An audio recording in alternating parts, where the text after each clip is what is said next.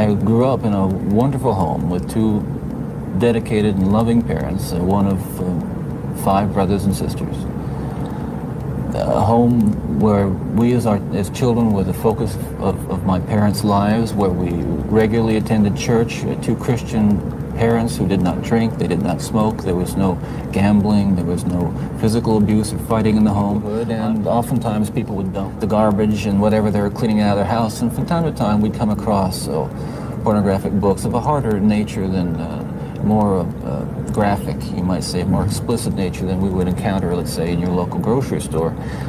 And this also included such things as, let's say, detective magazines and more hardcore. Those that involve violence. Yes, yes, yeah. And this is something I think I want to emphasize is the most damaging kinds of pornography. And again, I'm talking from personal experience.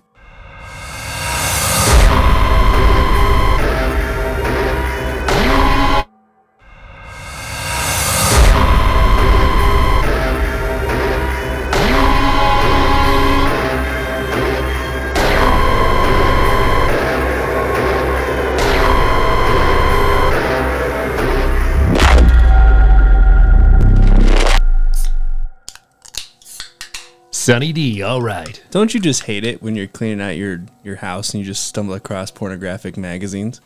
Yeah, or like violent magazines. So if you guys didn't know, this was Ted Bundy talking about what really just started him to his path of darkness, which ultimately led him to murdering women. And he said it all stemmed from pornography. Yeah, pornographic magazines and detective magazines. Yeah. All the stuff that revolves around violence. So, Britton, and sex. Quit looking at your pornographic magazines, okay? That's going to lead you down a dark road, my friend. I know it's a bad habit. I feel like the internet kind of like disproves that to a degree, you know, because the access to pornographic imagery is way easier than it was for even like kids for us born in the 90s, right? You have a cell phone, you're there. Yeah. Like, so it's all it takes. My theory is, I really think it was just the leaded gas in the air. And yeah, like that was probably a triggering thing, like the pornographic content. Sure. But the leaded gasoline fucks with your brain. And then you look at, violence and pornography, and then you become addicted to it because your brain's fucked. Yeah. I think there was a conspiracy we talked about with that, right? I want to go over that. We haven't gone over it in detail, but it's an interesting theory. Yeah. But anyway, welcome to The Abyss, everybody. We're on episode 2 of our most notorious serial killers. Yeah, I like this one. 50 states. Yeah, doing the next 5, plus District of Columbia, which is not a state. 51. Well, yeah, District of Columbia. So it's not technically a state, but it is, an area of the United States, supposedly, I guess. But we have 2 drinks.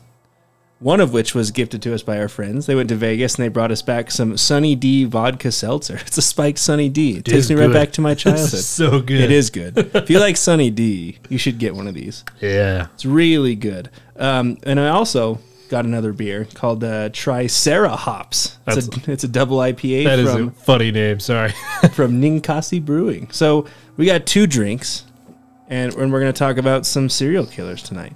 But before we jump into the serial killers, again, like last week, I wanted to just kind of give a huge shout out. Us as a podcast, we broke our biggest downloadable record last month, over 4,000. 4,000 in 1 month, and that is not including YouTube. Yeah, so it's even more. So it was our biggest month, and that's directly because of all of you. So thank you very much. Keep getting us out there. It's really helping. And on that note, obviously, we do have our subscription service through Buzzsprout, so we'll post a link below. It really helps us out. Our goal is to hopefully get video here on the podcast very soon. Yeah, we're getting ready, guys. So you can see our ugly faces. We're not pretty people. It's like, Jesus, I didn't know people could be that ugly. I wonder if we should do video because we're going to lose a lot of subscribers. That's what they go look down like. To 0. It's like, never mind. Well, they can still watch us on Spotify. That's true. Or listen, I guess I should say. All right, the first state we'll be covering today is going to be Colorado. And the serial killer, the most infamous serial killer in Colorado, is Vincent Groves. Vincent Groves was born on April 19th, 1954, in the family of a postman and a teacher, the eldest of 3 sons. The family lived in the western Denver suburb of Wheat Ridge, which was mainly inhabited by members of the upper middle class. So, pretty comfy life, right? Vincent's parents were law-abiding, average citizens who took good care of their children. Whoa, this is kind of not like serial killer starting point. Yeah, it's not meeting the triangle at all. Huh. Damn. So- It was a happy family. Yeah, everything In was a happy. high-class neighborhood. Nothing will go wrong. There's no skeletons in this closet. So Groves attended the Wheat Ridge High School, which he graduated in 1972, the only black student from his class. One of his classmates was Dave Logan, who would later become a prominent professional football player and coach. Damn. With a tall and athletic physique, Vincent spent his high school years as a member of the school's basketball team, achieving outstanding results on the court. In 1972, his team reached the finals in the annual Interscholastic Basketball Championship in the state, with Groves being recognized as the team's star player, thanks to which he was popular and had many friends and acquaintances. After school, he entered I'm going to drink a little bit. Hang on. Co-college. Co-college. It's like weird, dude. It's like co-ed college? Oh, COE college? What the fuck? After school, he entered Co-college in Cedar Rapids, Iowa, where he played for a local basketball team. However, he quickly lost interest in studying and sports, and in 1974, due to his chronic absences, he dropped out of college and returned to Denver.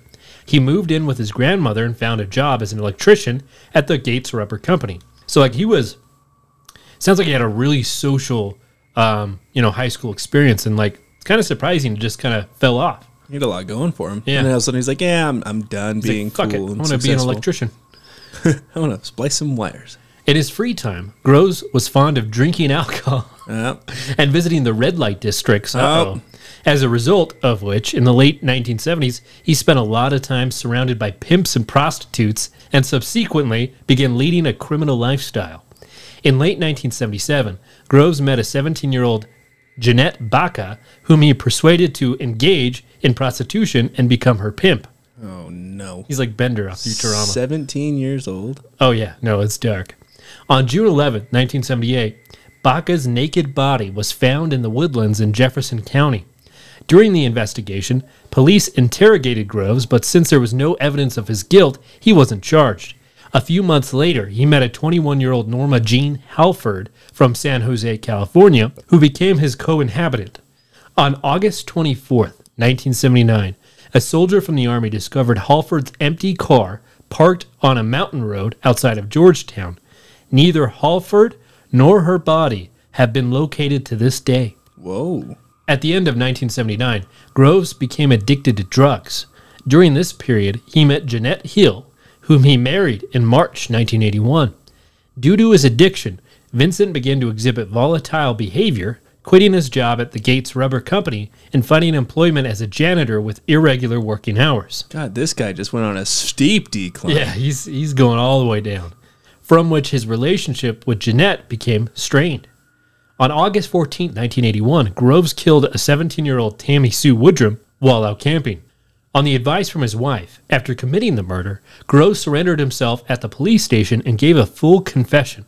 He insisted that the girl had died from a drug overdose, but the autopsy later established that Woodrum had been raped and strangled, and that there was no traces of drugs in her blood. Like, it probably told his wife that too, right? He's like, I swear, I did not kill her. We just did some smack and she died.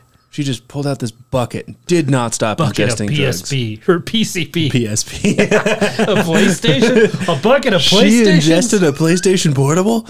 That's going to kill anybody. It's like, 20 years I'll have this. I'm a time traveler. No! Stabs her. All right. That's a lot of You won't drugs. believe me. She pulled up a PSP. Like, what, drugs? All right. Is this a new strain? Vincent was charged with second-degree murder, and in the summer of 1982, he was found guilty and received a 12-year sentence. During his imprisonment, he divorced his wife, finished college, and went through several programs for rehabilitation of sex offenders. On February 13th, 1987, he was paroled and released from prison. Groves returned to Denver to live with his parents. With the support of his father, Vincent brought a blue AMC Concorde and found a job as a janitor, working both at one of the local churches and at a department store. In his spare time, he visited one of the main streets of Colfax Avenue, where prostitution and drug trafficking were beginning to flourish due to a social and economic upheavals, with the highest crime rates at the time being recorded. You notice they're putting in a lot of these 24-hour salons? Yeah, all these massage parlors keep opening up. I swear that one keeps flashing XXX every 30 minutes. And these hotels that rent by the hour. All right. In March 1987, he met a 20-year-old prostitute, Sheila Washington, on Colfax Avenue. Having paid for her services, Groves drove her to a motel where, after sharing drugs together, he beat and attempted to strangle her. Motel residents overheard noises coming from the room, after which Groves fled the scene. Washington survived the ordeal and managed to describe her assailant and his car, but couldn't give a name, thanks to which Groves avoided detection. In August 1988, Washington identified his car and reported it to the police. At the same time, Groves became a suspect in the murders of more than 20 Denver girls, God damn. all of whom had been strangled. The investigators found that Groves was familiar with the victims and was a known drug dealer among the pimps and prostitutes of Colfax Avenue, even being the last person seen with the victims in some cases. Based on circumstantial evidence and testimonies, Vincent Groves was arrested on September 1st, 1988, and interrogated. During said interrogation, he categorically denied any involvement and insisted on his innocence. I just clean the shitters for a living, man. It's not I me. swear to God, I'm just unlucky at whenever I meet people, they end up dying right after. They just take so many drugs when I'm around them. A blood sample was taken from him, and his parents, ex-wife, and a number of acquaintances interrogated. His car and apartments were searched, but no incriminating evidence was found against him, as a result of which he was ultimately charged only with sexually assaulting Sheila Washington. In a lawsuit that opened in early 1989, Groves claimed that he was acting in self-defense, after Washington stole $1,600 and tried to attack him, which was supported by the fact that she had been convicted of cocaine possession at the time. Since he was able to prove that she was a drug addict prone to committing such offenses, in February of that year, Groves was acquitted. Ooh. Damn. However, he did not go free because by the time, according to results from DNA profiling tests, Groves was linked to the murder of 19-year-old Juanita Lovato, whose naked body was found in April 1988 in a rural area east of Denver, and 25-year-old Diane Mancera, whose body was found in neighboring Adams County, near the I-25 of West Denver. In the early 1990s, Vincent Groves began to have health problems. He was diagnosed with hepatitis C and liver failure, the complications of which he died on October 31st, 1996, in a prison hospital near Denver. Shortly before his death, Groves was asked to confess to other murders, but he refused. So that is the story of Vincent Groves. Fun fact, I guess with DNA technology, they actually have linked him to like 7 or 8 more murders, and they still highly suspect that he killed at least 20 people. So he apparently is probably a lot more prolific than history will ever, say, because there's still not absolute proof on the other half of the victims. But, I guess you're going to jail for the rest of your life. You might as well just be like, fuck it. I'm not going to say a goddamn thing. No closure. I wonder how many serial killers that's the case for. Like, before DNA evidence was as substantial as it is today. Yeah, I was just thinking about that because, like, when he was first, doing the dirty, it seems like that technology was still in its infancy, Right. Well, like, even back before then, like, the only DNA evidence was actually them seeing them do it. It seems like now, like, you can't do any of that because there's cameras everywhere, which is a good thing, right? Like, the only way you could probably do it is if you're a trucker. I'm just kidding. So if you want to be a serial killer, you got to come be a in my trucker. camera-free truck. No, even trucks have cameras now, like, blasted through them. It's like, why did you tape your camera shut? Shut up! Shut up! We heard audio. There's just screaming. Okay, we're done. Next one. We're not condoning serial killings. All right. So next state, Connecticut. This is Michael Bruce Ross, also known as the Roadside Strangler. Oh, damn. That's a cool name. Is it, though? Michael Bruce Ross was born on July 26, 1959, in Putnam, Connecticut, to Patricia Hilda Lane and Dan Graham Ross. He was the oldest of 4 children, 2 of which were younger sisters and a younger brother. They lived on a chicken farm in Brooklyn, Connecticut, growing up, and per the usual with serial killers, unlike the one we just talked about, home life was very dysfunctional. His mother abandoned the family at least one time and was eventually institutionalized for beating the shit out of her children. Oh, man. And him, Michael, being the oldest, received the worst of it, like just brutally beating her children, as you do.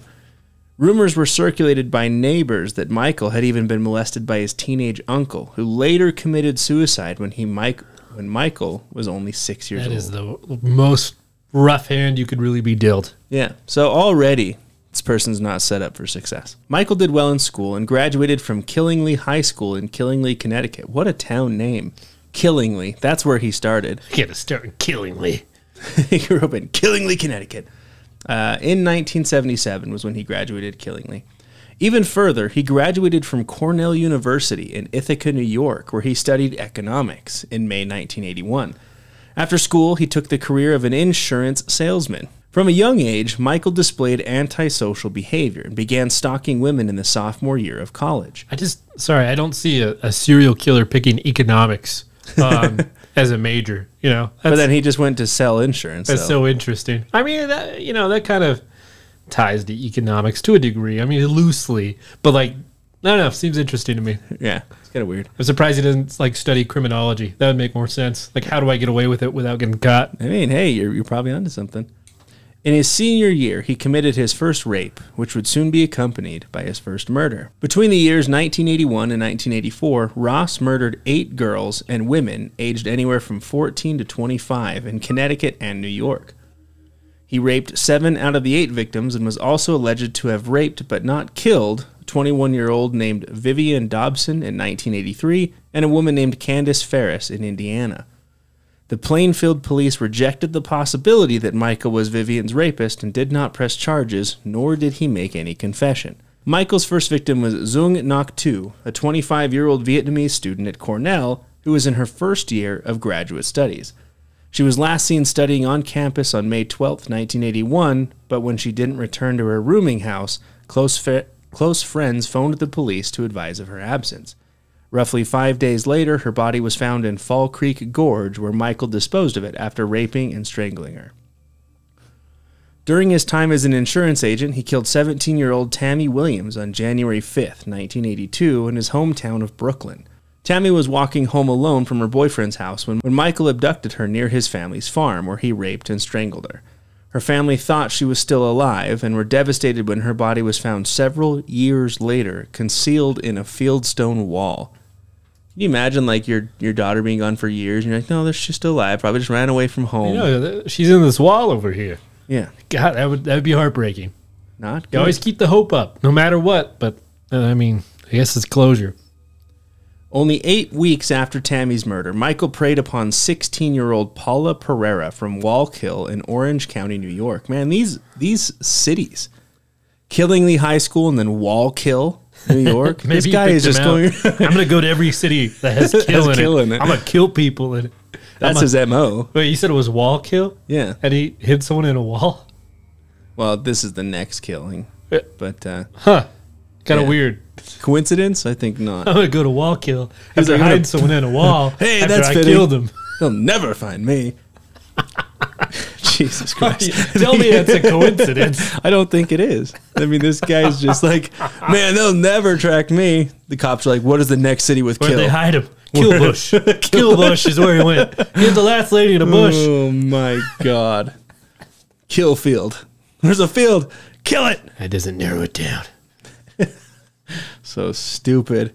But I think we're onto something, though.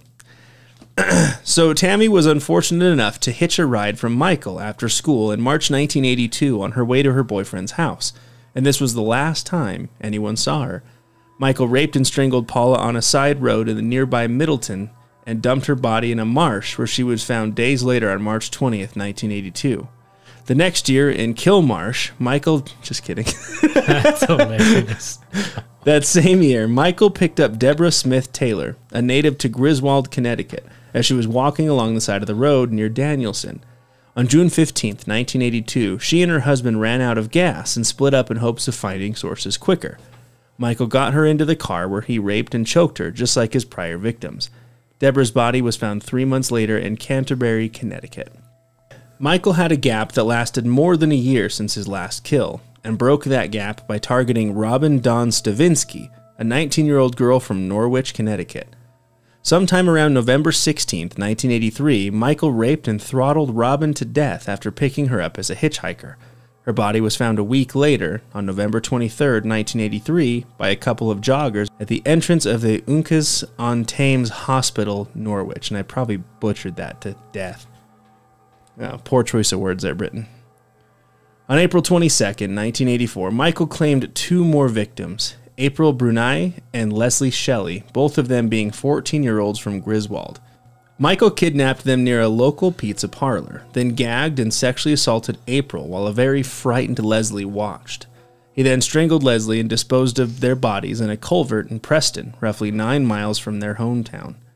Michael's final victim was Wendy Bariboult, a 17-year-old from Lisbon. Michael picked her up in his car on a highway on June 13, 1984. She met her grisly fate, the same as all the prior victims, and her body was found 2 days later under a pile of rocks. It was Wendy's murder that led police to Michael after witnesses testified that they saw her enter a vehicle that matched his car's description. Police combed through vehicle records and ultimately narrowed it down to Michael, who lived in Jewett City, which is close to where all the bodies were found. Michael confessed to all 8 murders and was convicted for the last 4. He was sentenced to death on July 6, 1987 in Connecticut. Wait, how do you confess to all 8 but only get convicted to 4? I had that same question. If you came in and just like, I did it, I killed these 8 people, like, you know what? We're going to throw you in jail for 4 of them. We can only get you for 4. Let this be a warning, you sick bastard. It's gotta be beyond a reasonable doubt. In 2001, while on death row, Michael pled guilty to first-degree manslaughter for killing Paula Pereira in New York in 1982 and was sentenced to 8 to 25 years in prison. He spent just under 18 years in prison before his execution in May 2005. Some fun facts: Michael met his fiancée while being incarcerated. Her name was Susan Powers of Oklahoma. Powers broke it off with Michael in 2003, but would still pay him visits until his death. He also became a devout Catholic after his arrest in 1984. He met regularly with 2 priests and would pray with the rosary each morning. While in prison, Michael translated documents into Braille and would act as a mentor to other inmates. Too little too late, my guy. Michael strongly opposed the death penalty, but with a change of heart eventually supported it in the last year of his life, saying that he wanted to spare his victims' families any more pain, as prolonging the inevitable would only put them through more legal hearings. How could you be opposed to the death penalty if you're murdering people? Exactly. I don't get it, man. It's not okay to murder people. You know, I'm just It's not okay to murder him. Yeah. Thou shalt not kill me. Michael was executed by lethal injection on May 13, 2005 at Osborne Correctional Institution in Somers, Connecticut at the age of 45.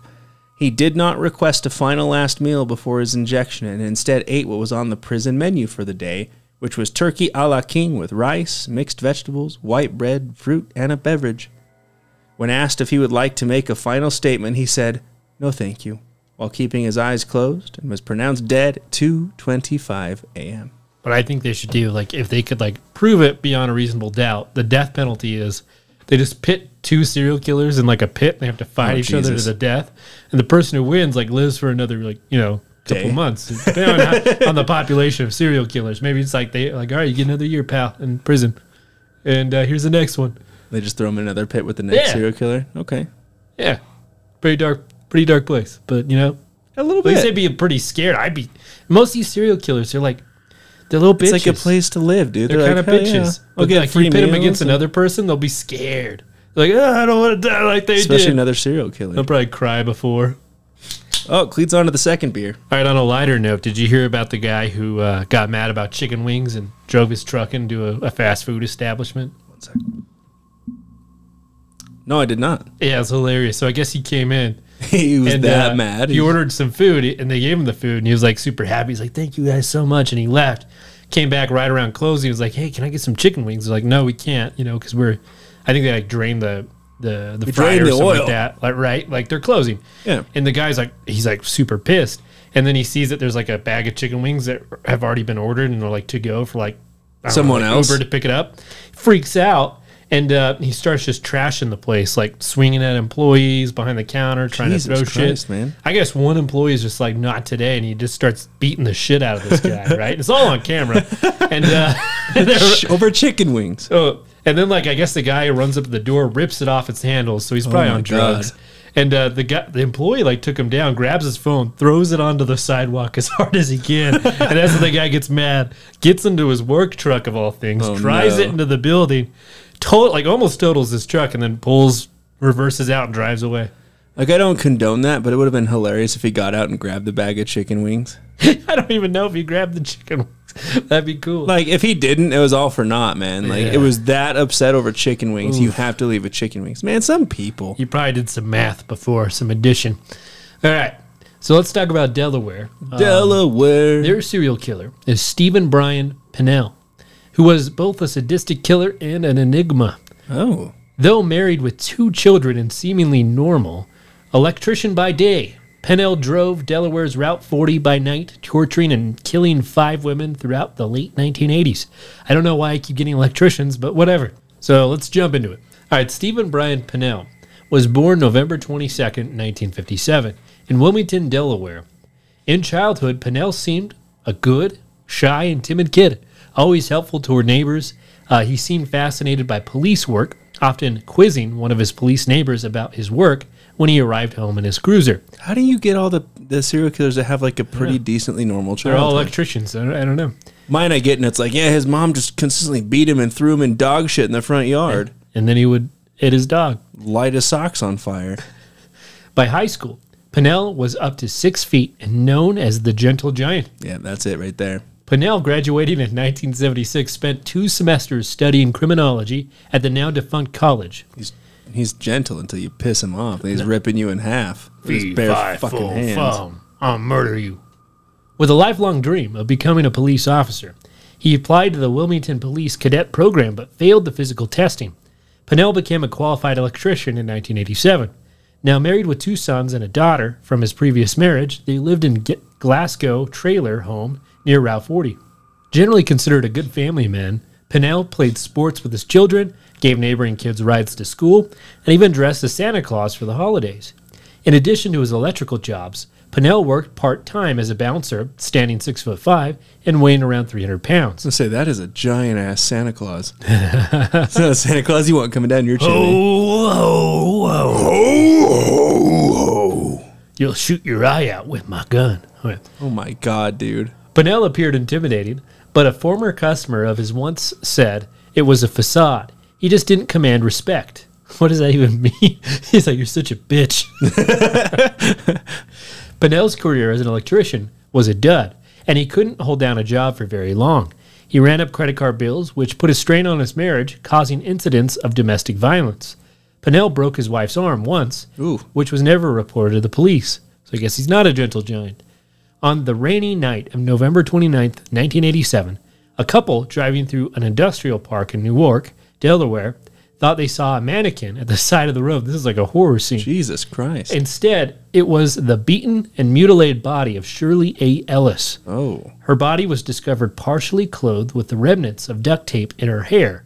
Ellis' autopsy revealed that she had been bound at the hands and feet and tortured with work tools before death. Jesus Christ. According to the Delaware Today. Ellis had been strangled and suffered repeat hammer blows to her head, but had not been sexually assaulted. Ellis, previously a sex worker, had walked along Route 40 a few hours earlier as part of the 14-mile route to Wilmington Hospital. She was carrying a Thanksgiving food package for a patient staying there. By June 1988, Stephen Brian Pennell was suffering from insomnia and arguing regularly with his wife, so he took long drives in his beloved blue Ford van. He favored routes along Route 40 and 13 and returning home. He often crashed out on the couch, awoke in the early hours, and went out again. On June 28, 1988, Catherine Del Muro was snatched from Route 40 at around 11:30 p.m., according to the Delaware Online. It is unclear if Del Muro, a sex worker, was working that night when approached by a blue van. Her naked body was found the next morning on a construction site bearing the same torture marks as Ellis. Once again, there was no evidence of sexual assault. Her body had been tortured and bludgeoned with work tools, and there was evidence of strangulation by ligature. There was one key difference between the victims, however. Del Muro was covered head to toe in blue carpet fibers. Fearing a pattern, police consulted the FBI's Behavioral Science Unit, and John E. Douglas created a profile of the killer. He confirmed police's worst fear. Delaware had its first serial killer. On August 22nd, sex worker Margaret Lynn Finner vanished on Route 13. Her stepfather reported her missing that day, had received a phone call from a friend of hers the following day. Finner had been last seen getting into a blue Ford van with a depraved sexual sadist Driving up and down Delaware highways, the killer deriving his pleasure from extreme pain he was subjecting his victims to, the FBI's BSU recommended proactive tactics. To catch him, police would need to lure the killer. In July, police set up a decoy operation with female undercover officers posing as sex workers along Route 40 and 13, hoping to catch a killer.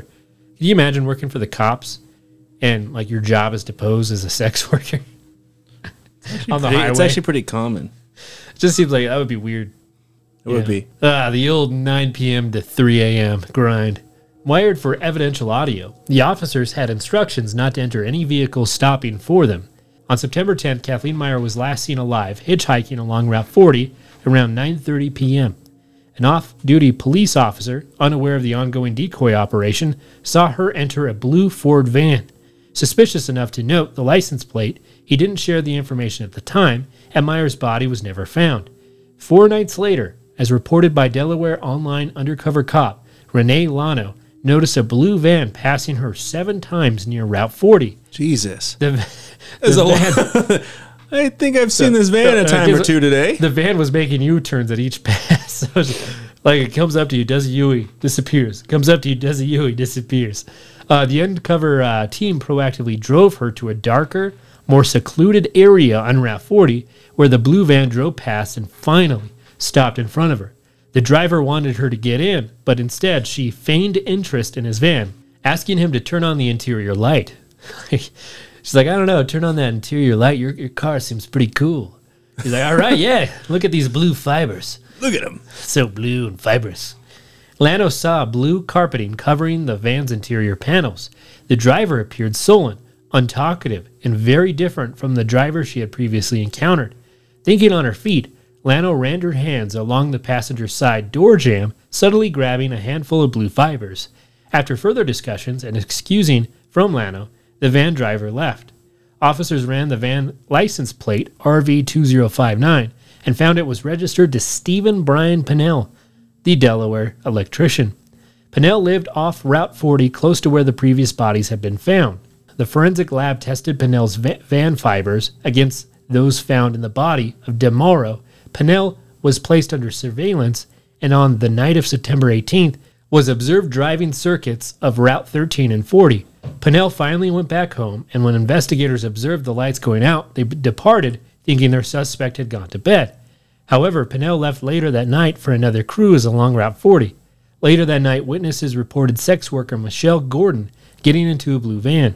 2 days later, on September 20th, Gordon's nude, mutilated, and beaten body was discovered washed up on the rocks of Chesapeake and Delaware Canal.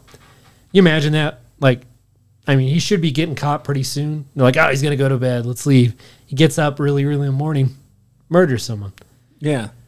On September 24th, the blue fibers between Steve Brian Pennell's van and the second victim were confirmed a match. Police created a huge task force with an unlimited budget. Oh, damn, I want an unlimited budget. Unlimited. And Pennell was placed under 24-hour surveillance. He was tailed by unmarked vehicles and air support as he made his late-night drives, continuously circling Route 40 and 13. Pennell was pulled over by a routine traffic violation on September 30th and was taken to court to pay his fine. A listening device was installed on his van. Like, they're really getting this guy. We're going to get you. Investigators took carpet fibers, fabric swatches, and photos of the interior and exterior of his van. They saw the van contained further disturbing evidence: pliers and whips, handcuffs, needles, knives, and restraints. Whips? Whip. A whips? A lot of whip. The investigators continued, but Pennell, suspecting surveillance, now found the covert bug as he cleaned out his van. Following this, officers raided his home and further searched his van. On November 12th, a hunter discovered skeletal remains near the canal, and the autopsy revealed it was Margaret Finner, missing since August 22nd. Pennell was arrested at his home for murder on November 29, 1988, exactly 1 year after he claimed his first victim. They're not doing a very good job if he's suspecting surveillance. He's like, oh, what's this? And he found a little bug in his car. Well, that's the government. It's just like this giant recording device. You're being recorded. Or he's like, what's this? Like a satellite next to it, transmitting the data. Boop. It's beeping. He's like, what is this? Transmitting message to police. You are now being followed. What the fuck is this? It's an overly honest bug. It's like a screen with a police face on there, like, hey. Well, I guess it's time, Pinnell reportedly said to arresting officers. On the trial of 3 serial murders, according to the court records, Pinnell was convicted through his victim's DNA, blood, and hair found inside the van, blue carpet fibers, matches, and witness testimony. Pinnell was found guilty of 2 murders, with the jury unable to find guilt for the 3rd and received 2 life sentences. Re-indicted in 1991 for the murders of Gordon and Meyer, Pinnell himself requested that he be executed and eventually pleaded no contest to the murders. He never disclosed the location of Meyer's body, and on March 14, 1992, the state executed Pinnell with lethal injection. Damn. So he died, the state killed him. Yeah. That happens often with serial killers. Toodaloo. Maybe not anymore. Do they still do? Depends on the state. Utah's It's not a one of them, state's right? issue. Utah's probably is, but they They haven't really done it in do? a long time. Yeah, the last person we killed was by firing squad. No Fucking shout out. way. Yeah, I kind of like that. Though. Utah assaulted. Utah killed someone with firing squad? Yeah, what they do is they have like 10 cops, and all of them have dummy rounds, but one, so nobody knows who actually kills them. No way. They just aim it like I Are think you if their heart or shitting me right head. now? I'm not sure. No, it's just, Dude, that's exactly how it works. Dude, if it was me, I'd just be like, hey, That's they all have wild. bullets. And you all like get like 1/10 of the kill, you know? God damn, Cleet. 1/10 for my record. Come on, man. There's just a hole in them. 10 cops. There's nothing left, dude. There's nothing left. Yeah. I don't know why I didn't know that. That blows my mind. Yeah, that happened. We were alive for that, man. I think We were were kids. alive for that. It might have been like 12 or 15, but God damn. Okay. All right. So we're jumping to the District of Columbia by serial killer Pedro Alonso Lopez, also known as the Monster of the Andes. And I will give a trigger warning here. Obviously, nothing we're talking about today is like good, but this one does involve some kids and stuff. So just trigger warning. Pedro Alonso Lopez was born in Colombia in 1948 in the municipality of Venadillo, Tolima. He was the 7th of 13 children. did he have a normal life? Was he an electrician? Oh, God, no. This guy did not have a normal life. And Weird. You'll regret asking that. Regret? God damn it. No, it's a Sunny D. It's turning me into a child. You'll regret it. Pants. to sue you. You're going to regret asking. Oh my God, I did it again, dude. I can't fucking talk. So 13 kids. Born to Benilda Lopez de Castaneda, who was a prostitute. Prostitute with a lot of kids. She didn't believe in protection. No. Pedro had a very difficult childhood due to the violence in his home and the absence of a father figure. His dad, Migdardo Reyes, was murdered in La Violencia only 6 months after Pedro was born. 6 months, man. Pedro was banished from his home at the age of 9 after his mother caught him attempting to molest his sister. Bruh. Yeah. Being newly homeless, Pedro took to walking the streets of Bogota and was frequently sexually abused. He was adopted by an American immigrant family when he was 12, but fled after he was sexually assaulted by a teacher. Dude, what the hell's going on with people it's assaulting not- this kid? It's not good, A dude. teacher? Yeah. In 1969, Pedro was sentenced to 7 years in prison for auto theft, and during the time of his incarceration, had been brutally gang raped by 4 other inmates. Dude, what's a... Wow. Yeah, it's not. I'm telling you, it's not good. A few days after this horrific act, he hunted all of them down, killing them in retaliation.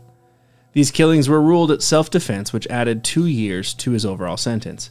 Pedro was released from prison in 1978, and shortly after, he began drifting along the northwestern area of South America and eventually landing in Peru. He made a horrible claim that along these travels, he killed over 100 girls, those mainly being street children and from indigenous tribes. Over 100. I've heard of this guy, actually. Yeah. The claims were listed as unverifiable. However, he was briefly captured and taken in by an, and I'm going to butcher this bad, Ayacuchoan indigenous tribe in south central Peru after attempting to abduct a 9-year-old girl. He was stripped of his clothes and buried in the sand, supposedly being left to die. I thought you were going to say banditos. No. Not too long after, an American missionary... God. Banditos! No. God damn it. Not too long after, an American missionary, doing the good work, convinced the tribe to turn him over to the police, but the police didn't even detain him. Instead, they expelled him from the country. They concluded that these disappearances were more than likely cases of human trafficking, and he wasn't put on their radar. In April of 1980, flooding took over the area of Ambato, Ecuador, which unearthed remains of several young girls that had previously been reported missing. This got the attention of police, and they reopened their investigations, which led to Pedro's arrest later that same year. Shortly after the floods, Carvina Proveda, a local woman, was on her way to the market with her 12-year-old daughter. Pedro, being the sick fuck that he is, attempted to abduct the little girl, but local merchants were more than strong enough to detain him until police arrived. Pedro initially refused to cooperate during his interrogations and rather chose to remain silent. He ultimately confessed to the police captain, Pastor Cordova, who posed as a prisoner in the same cell as Pedro. So he's pretending to be a prisoner, but he's actually the police detective and pastor. He boasted to have killed over 200 in Ecuador, some tens in Peru, and many more in Colombia. He said that he would lure his victims away from civilization with trinkets, where he would rape and strangle them with his bare hands. He made even more heinous claims of exhuming the bodies of his victims to have tea parties with their corpses. Like, this guy is just a sick fucking person. If it can be proven without reasonable doubt, guy deserves a death penalty, and like a slow, painful death. Yeah. Like put in a pit where he has to fight to the death. Over, like, killer hornets. Yeah, like two serial killers with scalpels, you know? Like, with killer hornets. yeah, and we'll throw a fucking alligator in there, too. Yeah. No, crocodiles, because they're more aggressive. And a boa constrictor. Crocodiles are mean, dude. Yeah. I wouldn't want to be faced with one. Tell you that right now. When asked about his motives, Pedro said, "I lost my innocence at the age of 8, so I decided to do the same to as many girls as I could." Like, he's just a fucking That's why you gotta kill him. sicko, man. Gotta kill him.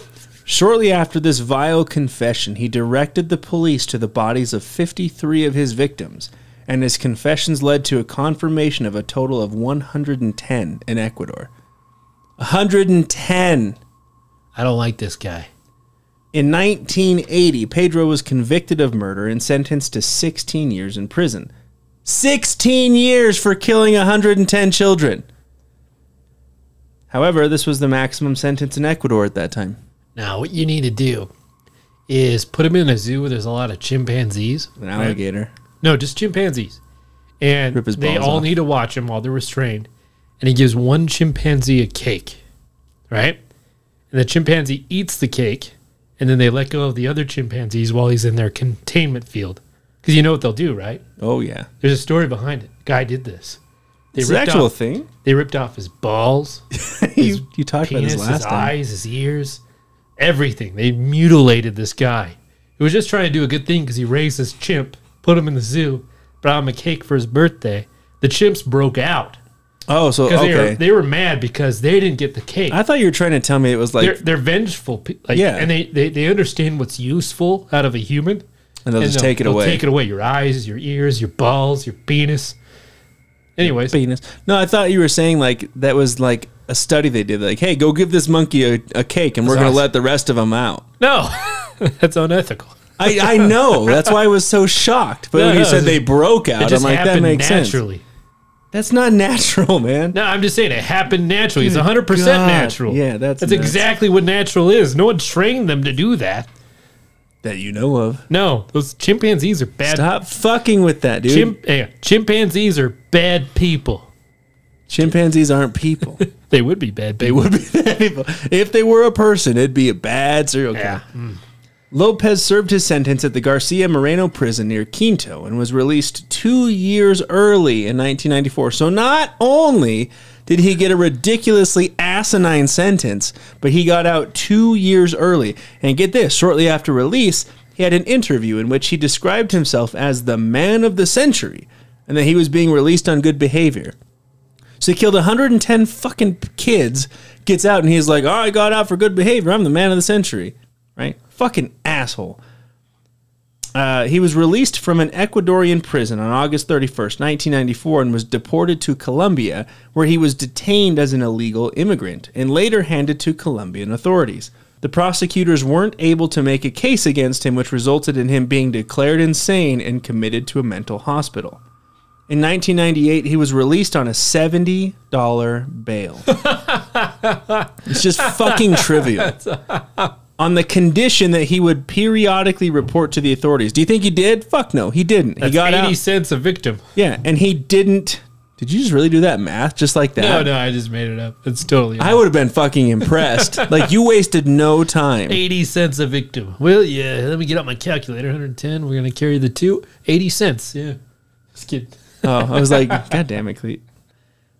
So he didn't report to the authorities, obviously. Right after his release, this part, I feel bad for thinking it's funny, but it's actually kind of funny. Right after release, he fled to his mom, asking for his inheritance. She told him that she had nothing to give. So what did he do? He took her chair and her bed and sold it to people on the street. It's like, I don't have an inheritance. Let me just sell your bed. I got about $3.50. He just sold her chair and her bed to people on the street. And she's like, where am I going to sleep? Under the fucking floor, bitch.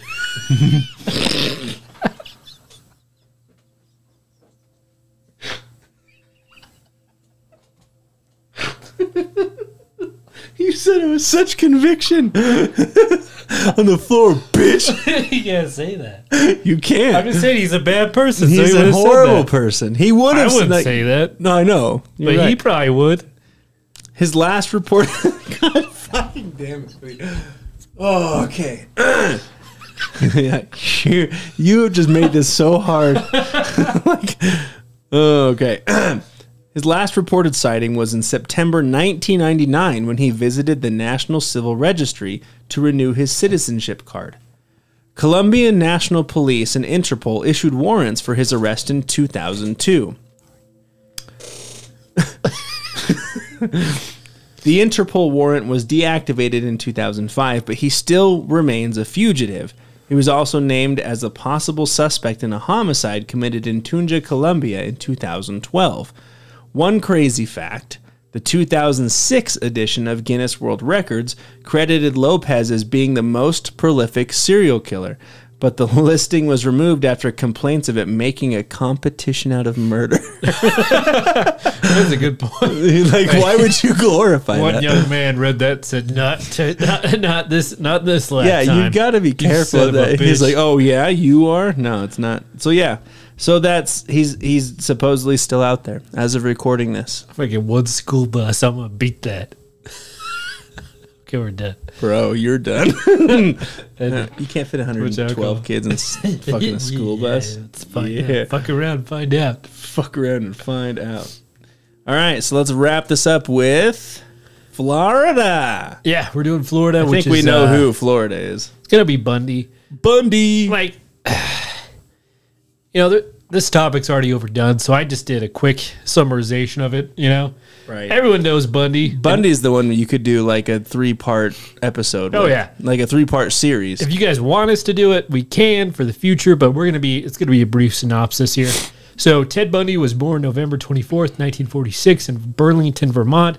Grew up to be a charming, articulate, and intelligent young man. I bet he was a good singer too. I don't know.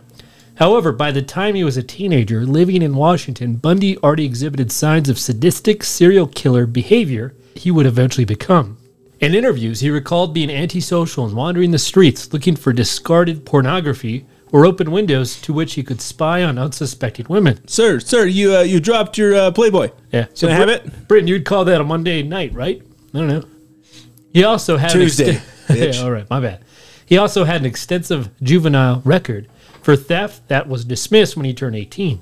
By 1972, he had graduated college and showed great promise in a career of law or politics. That career would be cut short through when he discovered his true passion, viciously assaulting his earliest confirmed victim in 1974.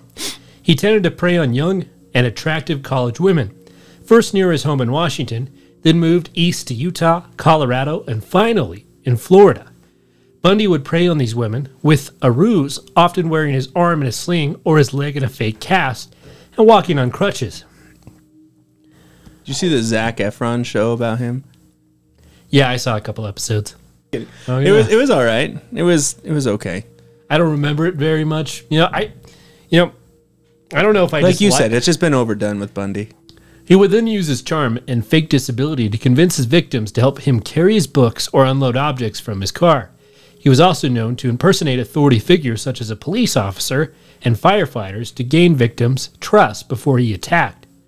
Once they got into his 1968 tan Volkswagen Beetle, he would strike them over the head with a crowbar or pipe. After hitting his victims, he would immobilize them with handcuffs and force them into the vehicle. After Bundy had removed his passenger seat and often stored it in the back seat or trunk, leaving an empty space on the floor for his victim to lie down out of sight as he drove away. Bundy was able to rape and murder scores of women this way. He typically strangled or bludgeoned his victims as well as mutilating them after death. He then prolonged the events by returning to visit the corpse at their dump sites or even taking them home in order to gain further sexual gratification. In some cases, he even shockingly displayed their decapitated heads in his department and slept with their corpses until putrefaction made them unbearable.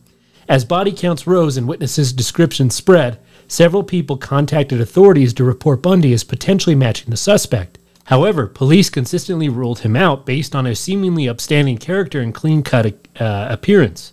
Bundy would never. He's such a good fella. He is a Moorman. He was able to avoid detection even longer by learning how to leave virtually no evidence that could be traced by the still rudimentary forensic techniques of the 1970s. Bundy was finally arrested for the first time on August 16, 1975 in Utah after fleeing from a patrol car. A search of the vehicle yielded masks, handcuffs, rope, and other nefarious items, but nothing definitively linking him to the crimes. It's like, are you one of those weird sex people? He's like, no, man, I was just, gonna play police officer in a cave. You play Uno. Yeah. With some in rope. the shower. With some rope. With his dead body, I found. Right. And a pistol.